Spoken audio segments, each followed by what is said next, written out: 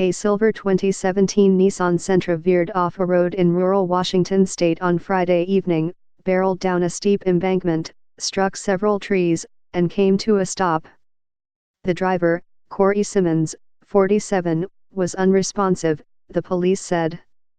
His daughters, 4-year-old twins Rosalind and Aurora Kreider, who had been secured in booster seats at the back of the car, checked on him, but he had died, according to the police. Then, the police said, the girls managed to get out of their seats and crawl out of a broken window at the back of the vehicle. Shoeless, they crawled 100 feet up a ravine to the road, the police said. There, the girls stood on the side of Bob Galbarath Road, a two-lane roadway on Whidbey Island, where, the police said, a woman driving by saw them and stopped. They kept saying, "My daddy, my daddy," Trooper Heather Axtman of the Washington State Patrol said.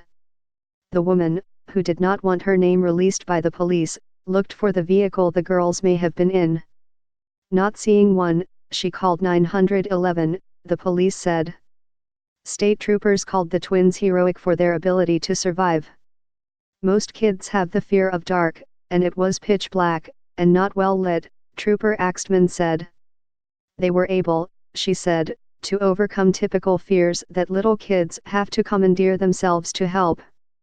The crash remains under investigation. The authorities said that it was unclear why Mr. Simmons's car had veered to the right and off the road. We don't know if he had a medical emergency or if he fell asleep at the wheel or if an animal jumped out in front of the car, Trooper Axtman said.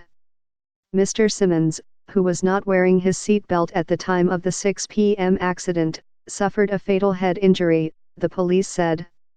The girls were taken to Whidbey Health Medical Center, where one child was treated for a bump on the head and another was treated for a scratch on her arm, according to police records. They were both released from the hospital on Friday night. Esther Kreider, the mother of the twins, referred questions to the twins' half-sister, Rebecca Kreider, 24. In an interview on Monday night, Rebecca Kreider said that the woman who had stopped when she saw the girls on the roadside kept them warm until the ambulance came. She added, "We are trying to talk to her as soon as we can." At the hospital, the girls kept saying that their daddy was all bloody and that they were trying to wake him up and they couldn't, Ms. Kreider said. They are saying, "My daddy's dead," but they don't have a concept of death yet, Ms. Kreider said. They think he is coming back. Even though they witnessed the gruesome death of their father, the twin girls have begun behaving like normal 4-year-olds, she added, except when they get tired and ask for him. Trooper Axtman noted how jarring such fatal accident scenes can be. "I have been on many scenes where people were killed because of massive head trauma, and that is not a pretty scene," she said. "I can only imagine that they saw something that nobody deserves to see.